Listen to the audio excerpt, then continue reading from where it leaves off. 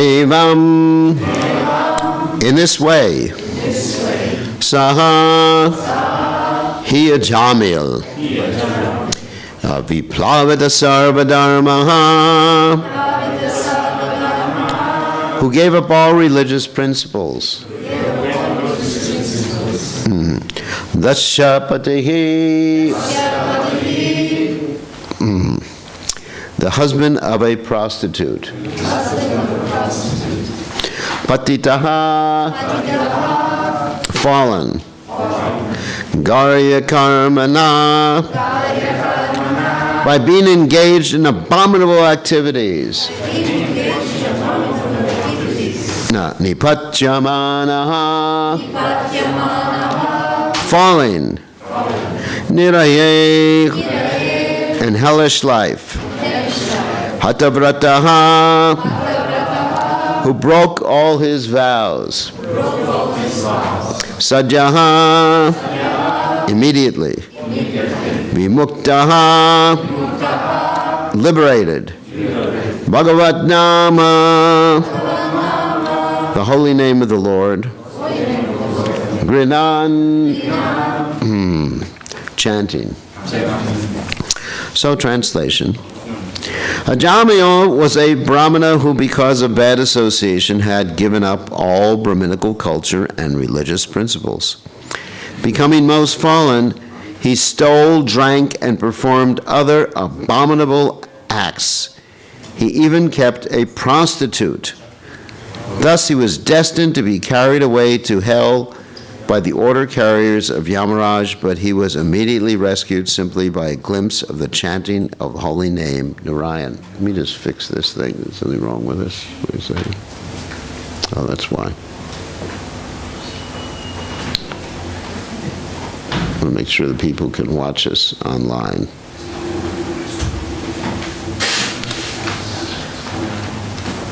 Let's see. All right.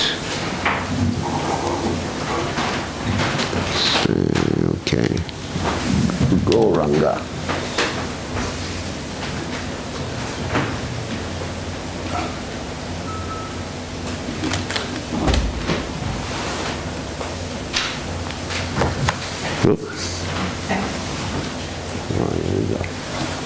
Okay.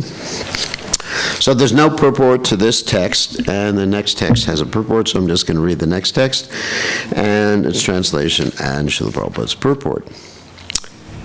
So, Nataparam karma nibhanda krintanan mumukshatam tirta padanu kirtanat nayat punak karmasu sajate mantho rajastamobhyam kalilam tatonyata.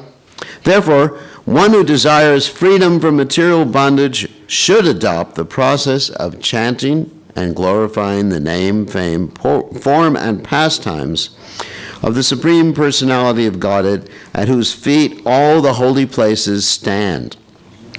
One cannot derive the proper benefit from other methods, such as pious atonement, speculative knowledge, and meditation in mystic yoga, because even after following such methods, one takes the fruit of activities again, unable to control his mind, which is contaminated by the base qualities of nature, namely passion and ignorance. So, purport by His Divine Grace, A.C. Bhaktivedanta Swami Srila Prabhupada Ki Jai. It has actually been seen that even after achieving so-called perfection, many karmis, jnanis, and yogis become attached to material activities again. Many so-called swamis and yogis give up material activities as false jagat midya, but after some time they nevertheless resume material activities by opening hospitals and schools or performing other activities for the benefit of the public. Sometimes they participate in politics, although still falsely declaring themselves sannyasis, members of the renounced order. The perfect conclusion, however, is that if one actually desires to get out of the material world, he must take to devotional service, which begins with Shravanam, Kirtanam Vishnoho. Chanting and hearing the glories of the Lord. The Krishna consciousness movement has actually proved this. In the Western countries, many young boys who were addicted to drugs and who had many other bad habits, which they could not give up, abandoned all those propensities and very seriously engaged in chanting the glories of the Lord as soon as they joined the Krishna consciousness movement. In other words, this process is the perfect method of atonement for actions performed in Raja and Tama, passion and ignorance. As stated in Srimad Bhagavatam in the first canto, second chapter, text 19, Tada rajastamo bhavat kama lobhadayascha ye chaitaitarana vidtam stitam sattve prasiddhate. As a result of Raja and Tama, one becomes increasingly lusty and greedy. But when one takes to the process of chanting and hearing, one comes to the platform of goodness and becomes happy. As he advances in devotional service, all his doubts are completely eradicated. Vijate hridyagantish chidyante sarvasham shayaha. Thus the knot of his desire for fruitive activities is cut to pieces. So, Om Gana Timranda Shah Gananjana Shalakaya Chakshur Unmiritam Yena Tasmai Shri Gurave Namaha. So this particular verse, and the one before it, are summarizing actually Parikshit Maharaj's question and the answer to Parikshit Maharaj's question at the beginning of the sixth canto of Srimad Bhagavatam. Just to fill you in, Parikshit Maharaj has asked a question at the beginning of the sixth canto of Bhagavatam, and the reason he's asked that question is that he has just heard the fifth canto of Srimad Bhagavatam. And the fifth canto of Bhagavatam deals extensively with what we call the hells. Now, of course, in Christian theology, generally hell is depicted as some lake of fire. And in this lake of fire you have, I guess, devils or something like that, which pitchforks. And you have, anyway, you're suffering. The soul is suffering eternally in a lake of fire. So in our understanding, we have more than a lake of fire. Actually, we're more advanced in understanding hell than any other religion in the world, right? And actually there's different punishments, not just the lake of fire, there's different punishments for different people according to what they do. Like if you harass the people, the devotees on Sankirtan, you get to be put through a sugarcane press and rolled again and again and again. Of course, all the punishments in the hellish planets are done on someone's subtle body, so you don't really become unconscious. Yeah. For example, if in this world, let's say you have a gross body, Panchamahabhuta, if you get to a certain level of pain, you become unconscious. And then you don't have to suffer anymore. And also when you go to the doctor, what do? Is they give you anesthesia. Just recently, I had some operations and they gave me anesthesia, and I was very happy. They gave me one anesthesia that made me laugh more than normal. So it's like sodium pentothal, for those of you who don't know what it is. It's like a truth serum. So I also had to tell the truth. So, but in the in the hellish planet, there's no anesthesia. It's not that the Yamaraj says, okay, it's time to punish you. Would you like a shot of Novocaine or something like that? No. You don't get any anesthesia. You just feel things in your subtle body. Because actually you experience the world through the mind anyway. Just like you may have a dream and nothing is happening grossly, but still you feel anxiety, pain, or something like that because of the identification with the material world. Because the actual reason we experience pain and pleasure is because of our attachment. This is called Buddhism 101. That material world is suffering, and suffering is caused by attachment. Give up the attachment, give up the suffering, and of course then the Eightfold Path is actually the method to do that. So anyway, so your real suffering and enjoyment comes from the mind, not from the gross body. It's just how you interpret these symptoms of the gross body that determines whether you're suffering pain or pleasure. So anyway, so the Yamadutas, they do all these interesting things. They throw people off cliffs, make them walk up the hill again.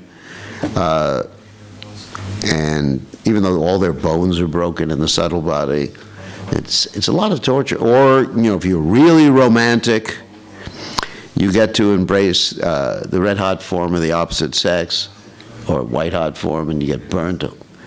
And if you really like to drink liquor, and you happen to be a Brahmin, you get to drink molten metal, which is really a nice drink.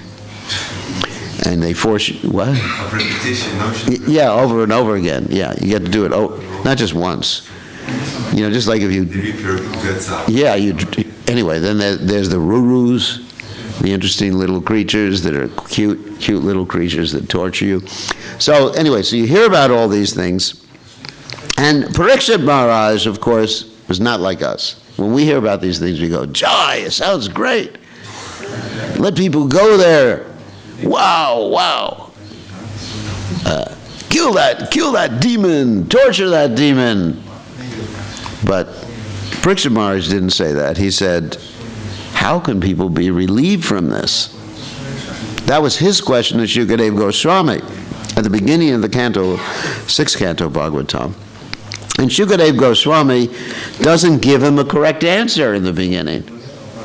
Wow, imagine your guru giving you a wrong answer to your question. That's pretty heavy, isn't it? The reason he gives him the wrong answer is because he's testing his disciple.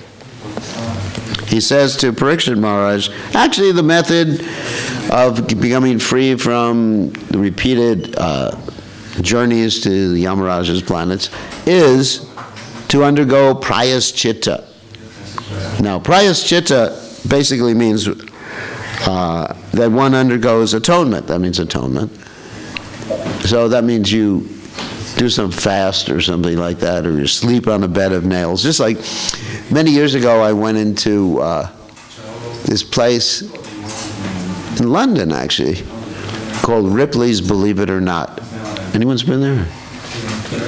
No one's been there. See, you can learn how I've been in Maya. So in this place, they actually showed the different atonements that the monks in the monasteries used to do.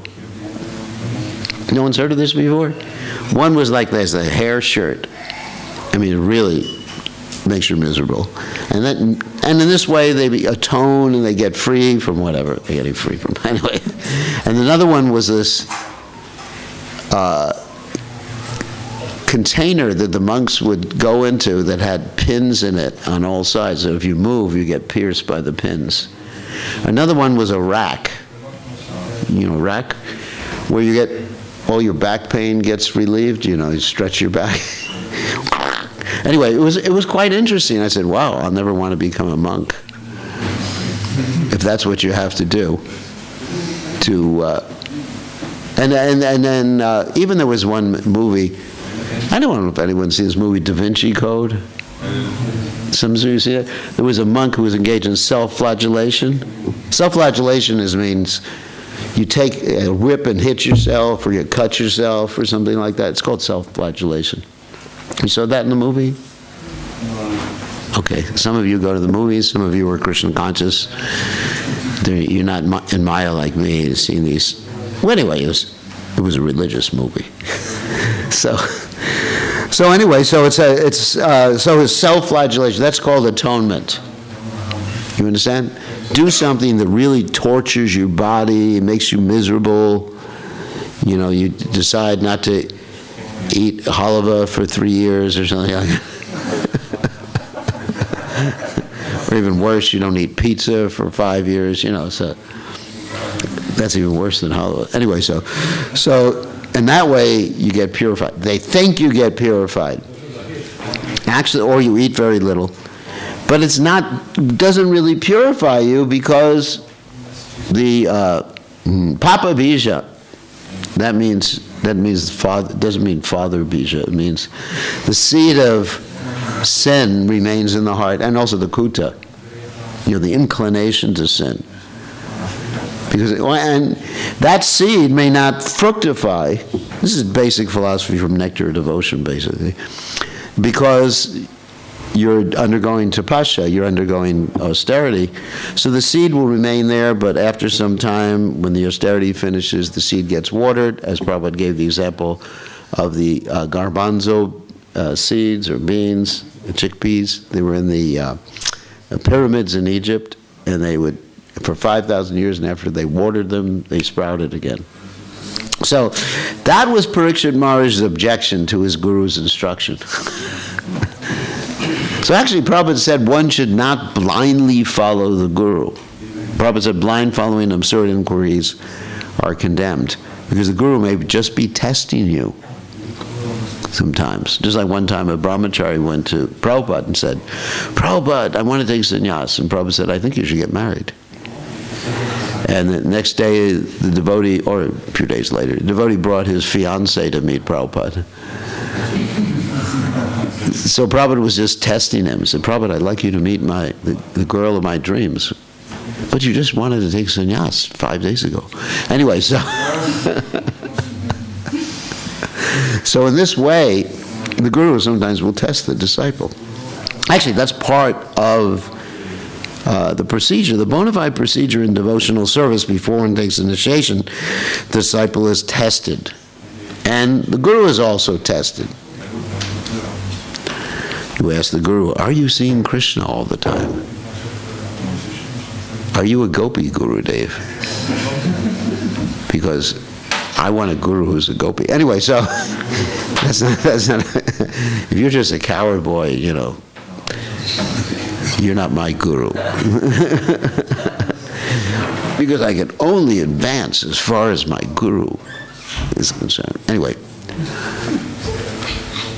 Of course, all of us in ISKCON, we have Prabhupada, so we can advance unlimitedly. So don't worry about it. So anyway, so the guru is tested. Jai, Shisha Gaurnitai Ki Jai. Guru is tested, the disciple is tested. And so Parikshit Maharaj was being tested by his guru. And he said, no, Guru Maharaj, doesn't work. So anyway, there was some discussion.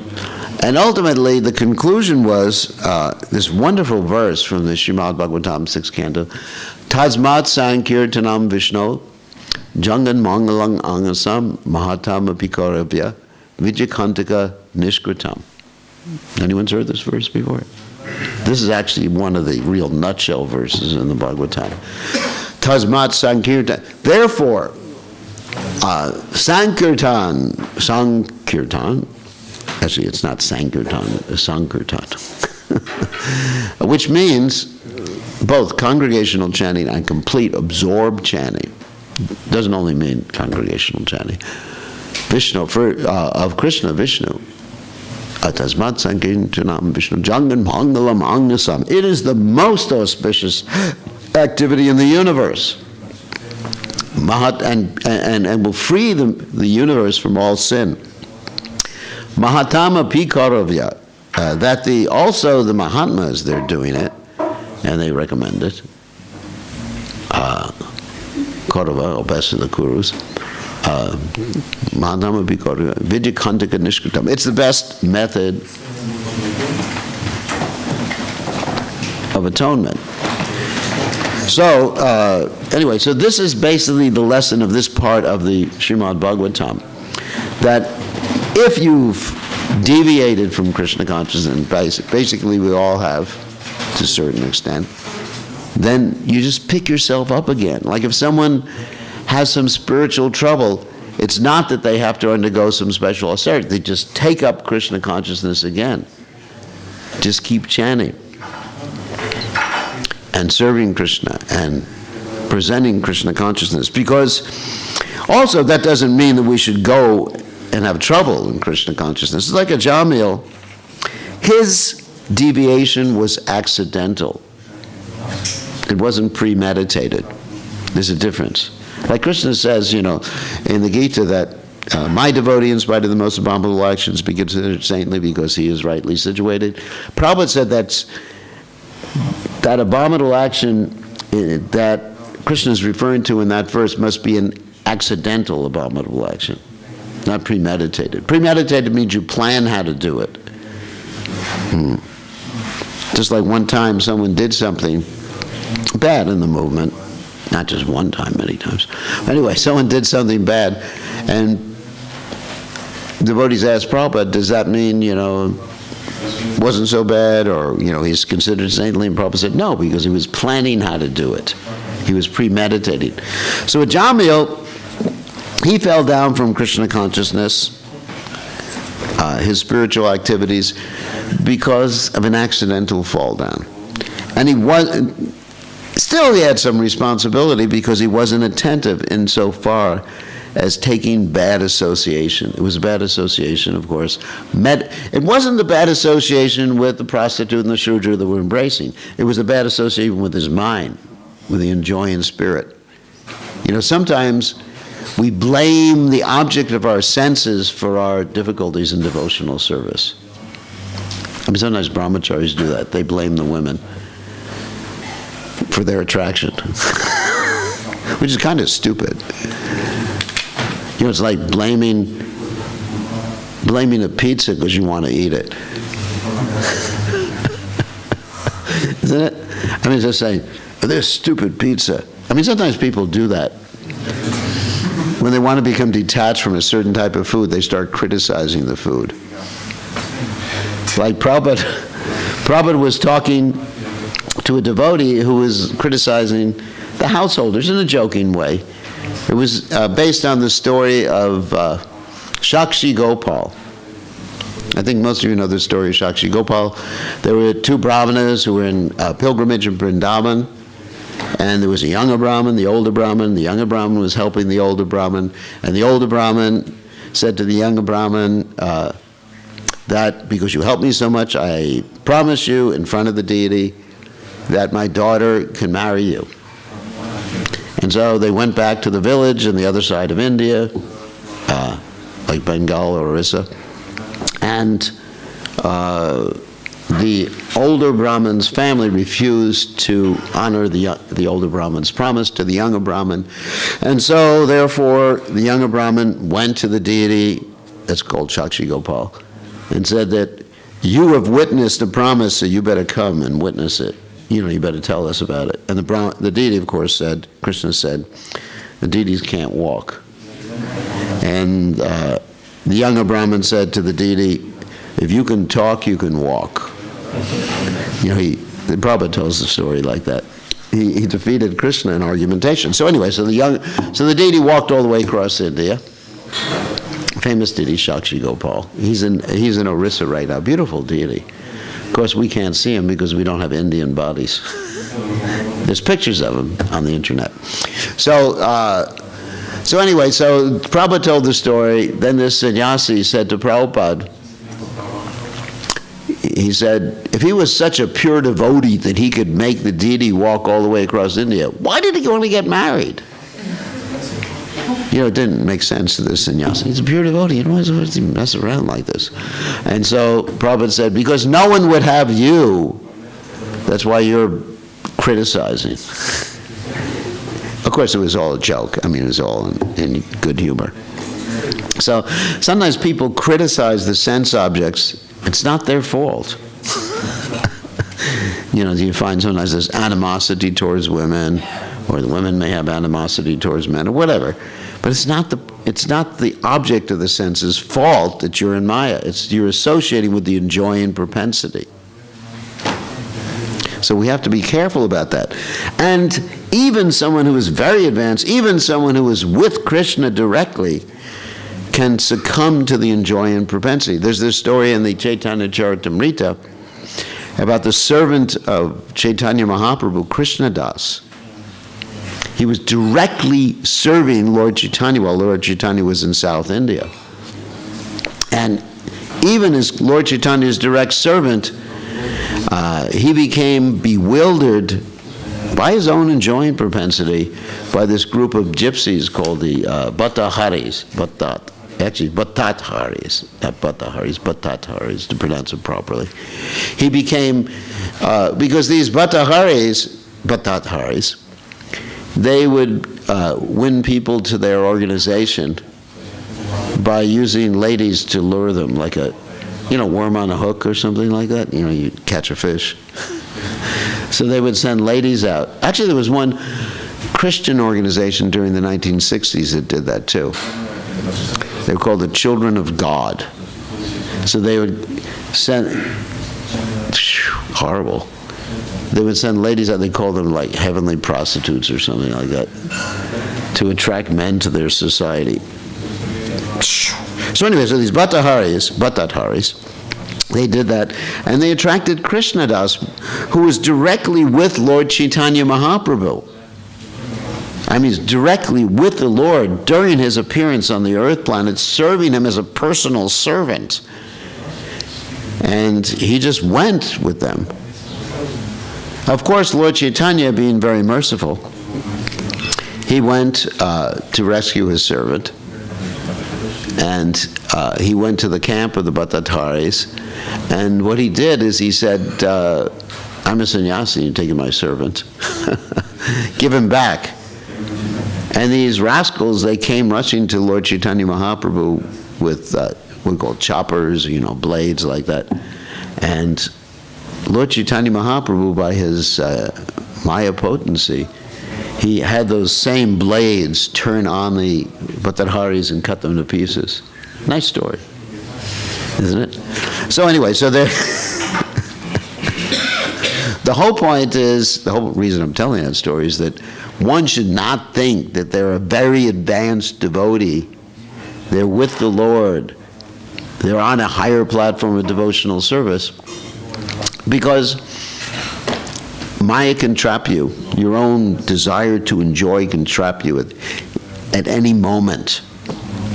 In fact, Vishwanath Chakravarti Thakur states, when he talks about the causes of anarthas, or attraction to this world, or unwanted things, he says that even advancement in devotional service can be a cause of these anarthas, or attachments in this world. Not that being advanced is a cause, but the pride that comes when one gets some advancement in devotional service. I mean, for example, let's say if you were sitting chanting japa, and all of a sudden in your room, and all of a sudden Krishna came and spoke to you. That would be pretty cool, wouldn't it? He would say, "Hi, I'm Krishna." Hasn't happened to me, don't worry. But let's say if Krishna came and spoke to you, you would go out and you would just think, oh, these other stupid devotees here, I'm more advanced than them. Or if you take sannyas, like me, you think you're better than everybody else. I'm a sannyasi and I couldn't be prouder. And if you don't like it, I'm going to chant a little louder. Or if you become, even worse, you become a guru. And then you think, I'm a guru. I'm a pure devotee of the Lord. I can do anything I want. Because it's all pastimes. So it's a big problem when you become advanced. People admire, you have some realization. Wow, I got this realization. Krishna gives you a little carrot, you get a realization. And so it's very, very dangerous. So Krishnadas had to succumb to that. So therefore, Lord Chaitanya says that the first quality of a Vaishnava is a satsanga tyage Vaishnavachar. That means avoiding bad association, especially with the mind. And how do you avoid bad association with the mind? Savai mana Krishna padara vindayo. You have to fix the mind on the lotus feet of Krishna. How do you do that? You do that by, while you're doing devotional service, think about why you're doing what you're doing, how you're doing, and for whom you're doing. Oh, there's our professional devotee. Anyway, you have to go? What? Job. Maya.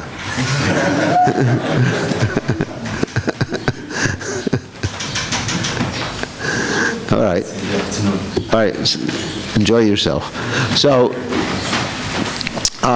in other words, The whole point of devotional service, of the activities and processes of devotional service, is to fix our mind on Krishna. You know, just like the first rule, the first regulative principle is to always remember Krishna, and the second regulative principle is never forget Krishna.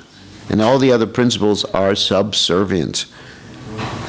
So devotional service is executed with the subtle body, with the mind, not just externally. Otherwise, you're being subjected to niyamagraha. And when you're absorbed in Krishna like that with your mind, then there's no problem with illusion. Krishna Surya Sama Maya Haya Andhakar. Because the definition of illusion is what? Forgetfulness of Krishna. Like the verse I just quoted in Bengali, Krishna Surya Sama. That means Krishna is like the sun.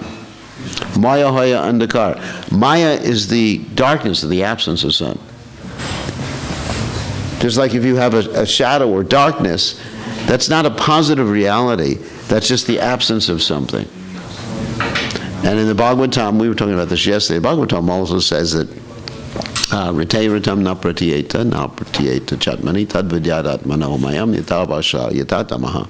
Krishna describes that if you see anything in relation without relationship to him, that's Maya or illusion, or Krishna's illusory energy. So the whole point is to see everything in relationship to Krishna. Yomam pashati sarvatra sarvam jamai pashati tashaham na pranashyami sacha me na pranashyati. To understand, see Krishna in everything, see Krishna everywhere, and then you're never lost to Krishna. And so the way you do that is while you're performing your devotional service, know what you're doing. You know what the mantras mean when you're chanting the mantras. Know what your intention is. And then even when you're doing things that are not, let's say, directly Shravanam Kirtan, let's say we're talking about Baladevi's working a job, remember why you're doing your job. Then your job can become ecstatic. Then your job, or your being in a job, can be the same as a sannyasi or brahmachari serving in the temple. You understand? If the purpose, if you remember the purpose, the sankalpa, if you remember the purpose.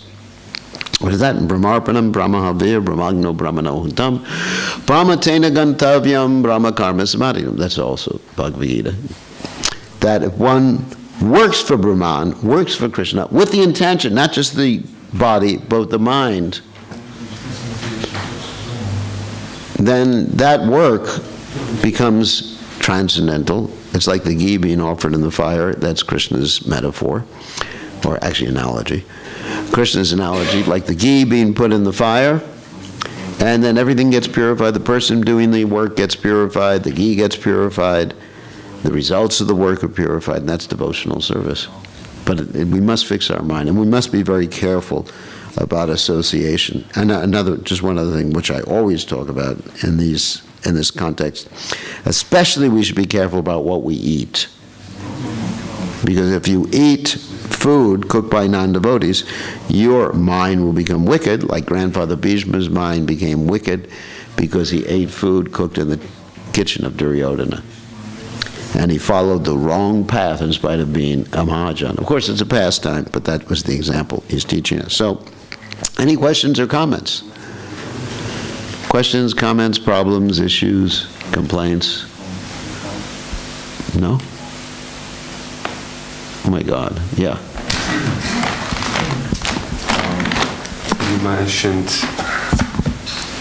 You mentioned that we should always think of Krishna, never forget Krishna. Yeah. There's one explanation, and I'm wondering what you think about it.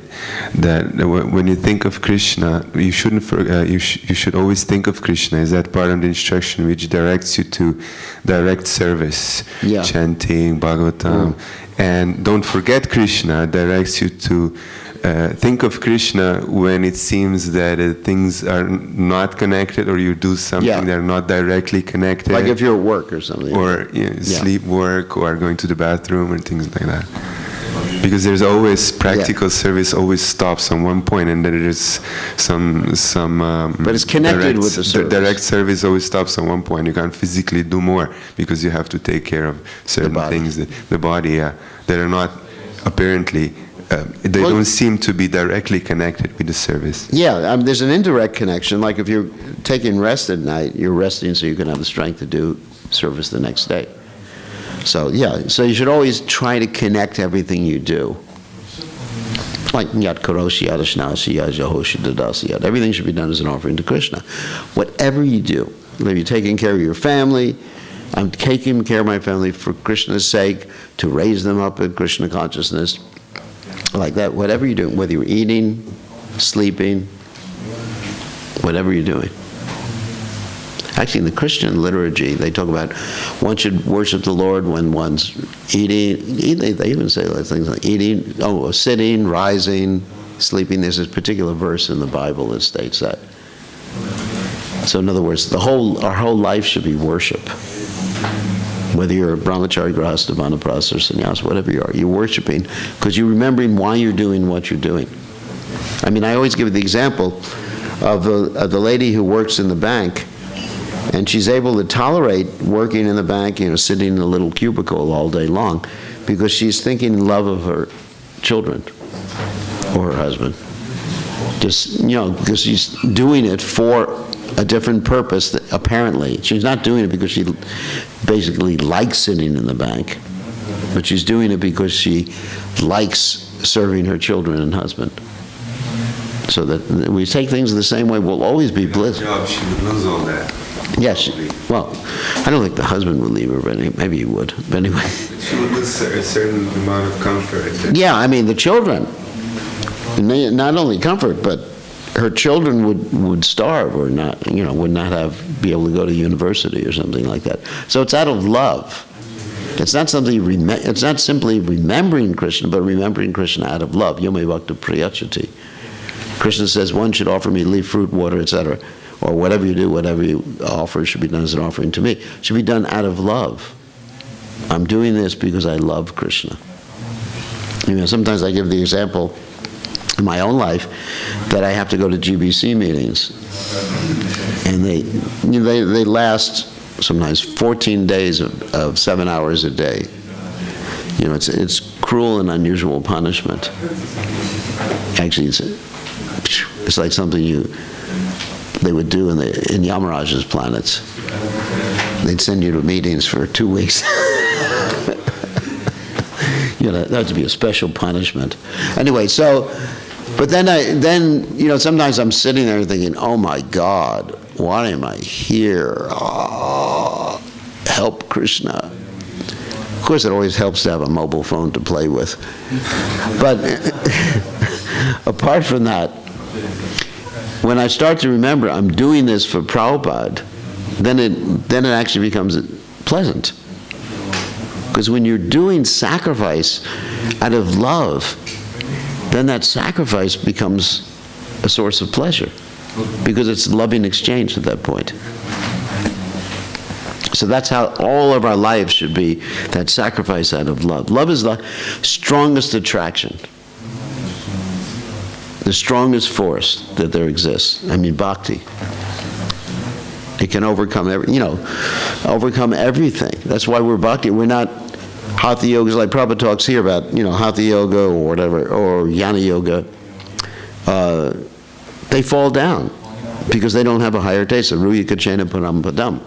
They rise to Brahman. They realize, rising to Brahman means to realize you're not the body, that you're a spirit soul.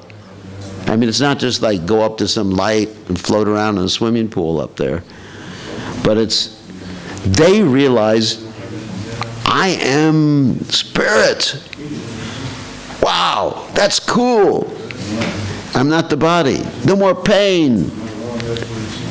But because there's no love, they come down. And Prabhupada said they open up hospitals or whatever.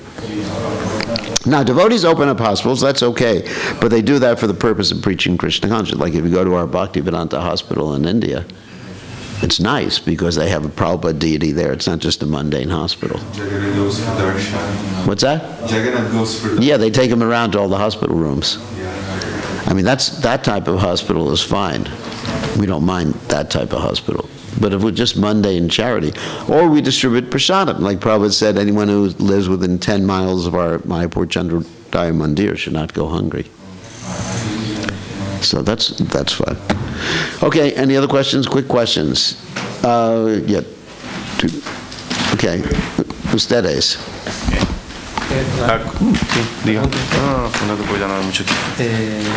Es que Maya yo, bueno, me percibo como que es una madre que te enseña a seguir el camino correcto.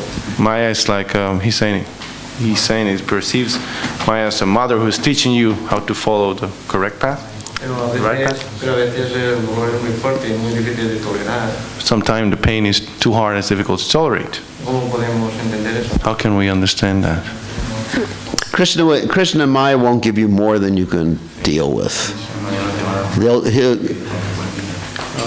Maya and Krishna will take you up to the point where it's almost intolerable, but they're not going to give you more. It's a test. It's also a test. And sometimes you fail the test, then you have to take the test again. Don't worry, no pain, no gain.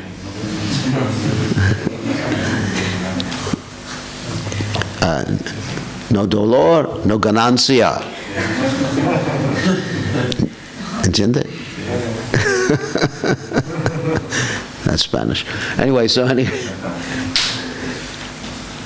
Yes. You were speaking about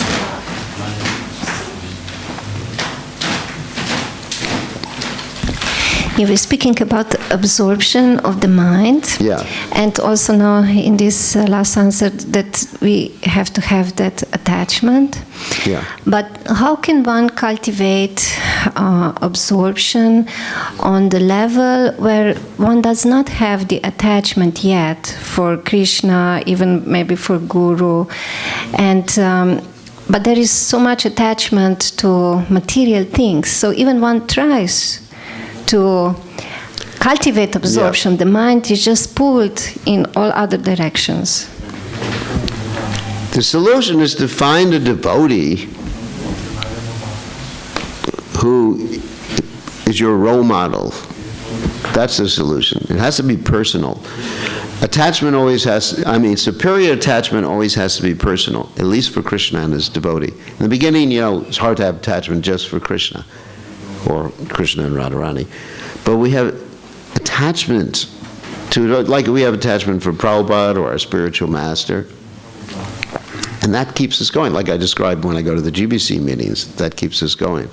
So we have to, how to develop attachment for a devotee? You hear about them. They become your role model. Just like in the material world, people have so many stupid role models. That's interesting, stupid.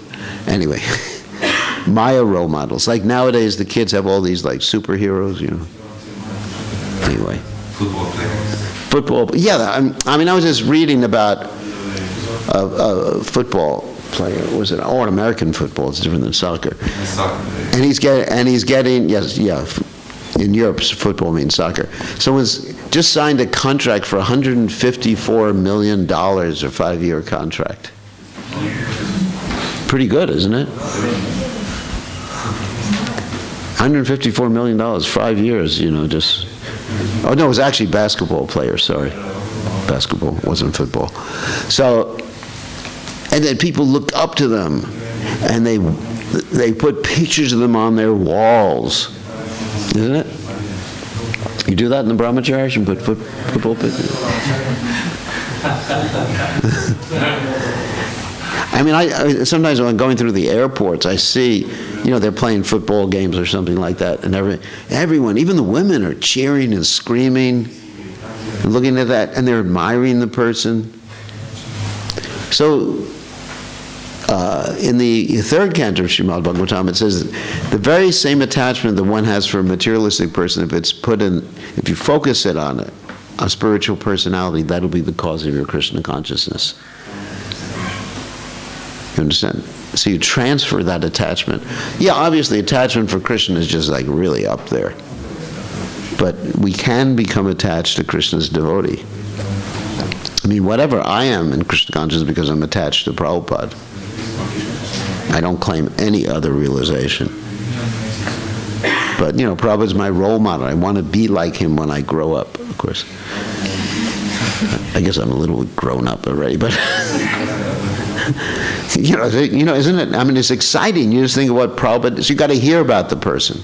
To know the person, like Prabhupada said, to love God, you have to hear about God or know God.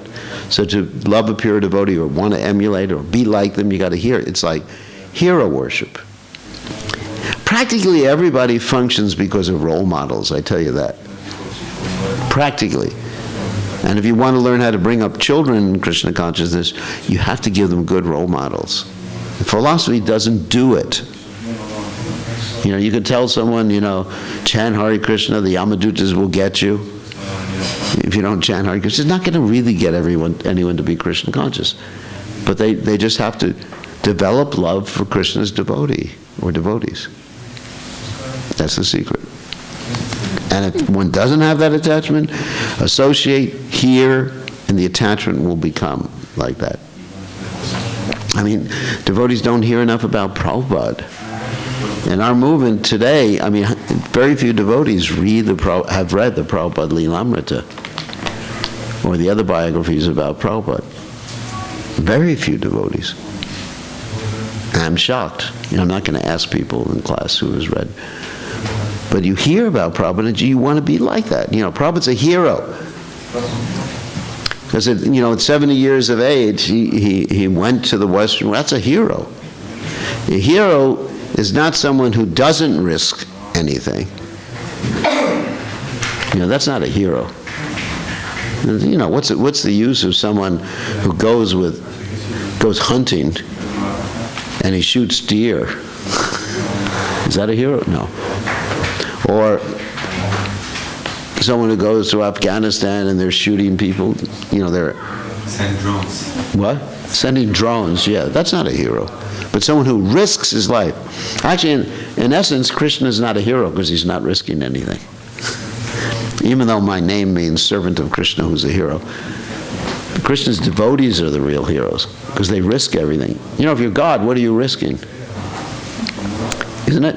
You're fighting with a demon, you're having fun, and even if you just want it, hey, finished. He's a hero to his devotees. He's a hero, but I like the devotees better than Krishna.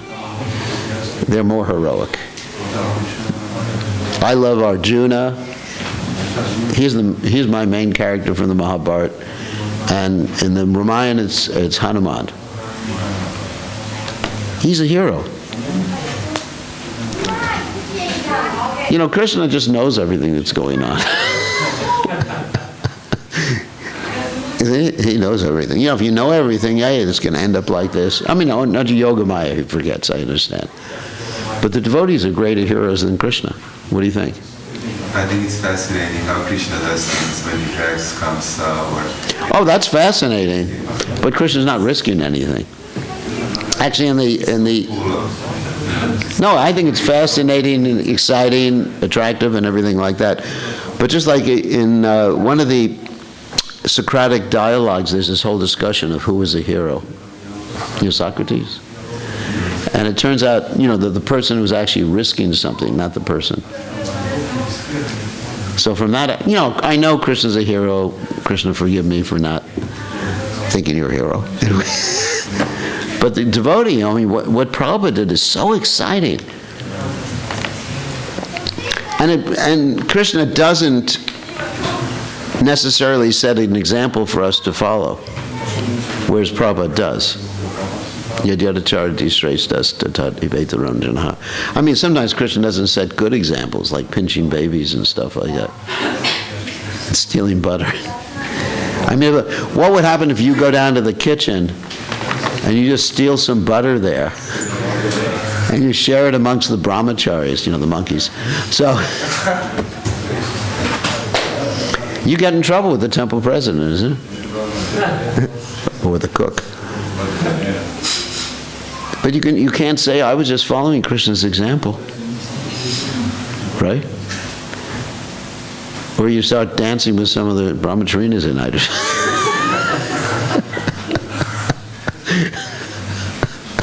Can you imagine? This is Krishna's example, God, He set an example. But Prabhupada, we have Prabhupada's example, Bhaktivinoda Thakur's example, and all these great acharyas. It's so exciting. I love the Acharyas. Well, I like Krishna too, he's okay. But, but the devotees, I mean, really exciting, isn't it? Bhaktivinoda Thakur, really exciting. Bhakti Siddhanta Saraswati Thakur, Nrsinga Guru, very exciting. Okay, I think we have to end now because it's time for prasadam. And the tongue is the most voracious and uncontrollable. All glories to His divine grace, Srila Prabhupada ki jai, Srimad Bhagavatam ki jai, Gaur Premananda.